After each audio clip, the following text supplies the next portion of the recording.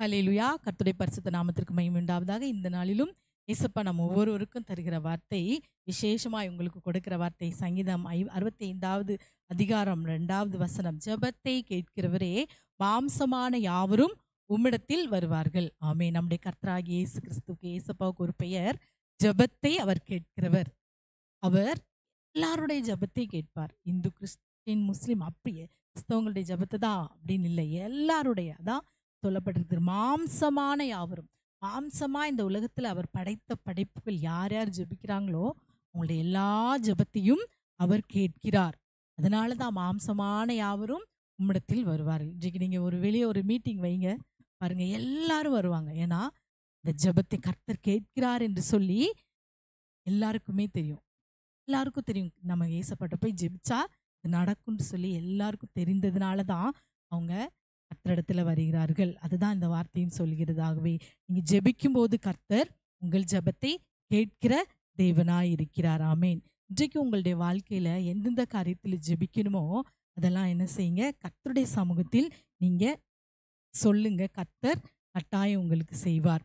சங்கீதங்களின் புஸ்தகம் 15வது நீதிமொழிகள் 15:29 வாசிப்பீங்கன்னா, துன்மார்க்கருடைய துன்மார்க்கருக்கு கர்த்தர் தூரமாயிருக்கிறார், நீதிமான்களின் ஜெபத்தையோ கேட்கிறார். அப்போ நீதிமான்களின் ஜெபத்தை கர்த்தர் கேட்கிறார். நீங்க நீதிமான்களாய் மாறி நீங்க ஜெபிப்பீங்கன்னா, இன்றைக்கு உங்கள் வாழ்க்கையில் இருக்கிற எல்லா காரியத்தையும், நீங்க வேண்டிக் கொள்கிற எல்லா காரியத்தையும் கர்த்தர் செய்வார். துன்மார்க்கருடைய ஜெபம் இயேசப்பாவுக்கு அருவருப்பானது.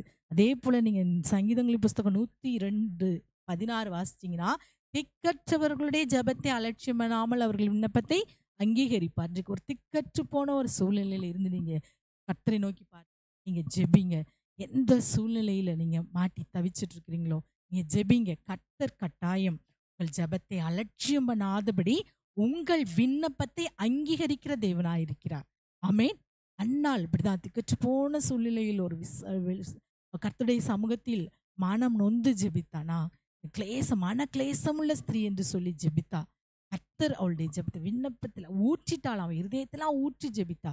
கர்த்தர் அந்த ஜெபத்தை கேட்டார். அவர் அதை அலட்சியம் பண்ணல, அதை அங்கீகரித்தாள். அவருடைய பொருத்தனையை அங்கீகரித்தார். இன்றைக்கும் நீங்க இந்த வார்த்தையின்படி நீங்க ஜெபிப்பீங்கன்னா, கர்த்தர் எந்தெந்த காரியத்தில் உங்களுக்கு ஒரு பதில் வேண்டுமோ, ஒரு விடுதலை வேண்டுமோ, ஒரு ஜெயம் வேண்டுமோ, ஒரு ஆசீர்வாதம் வேண்டுமோ, அதை இந்த நாளில் கட்டளையிடுவார். ஆமென்.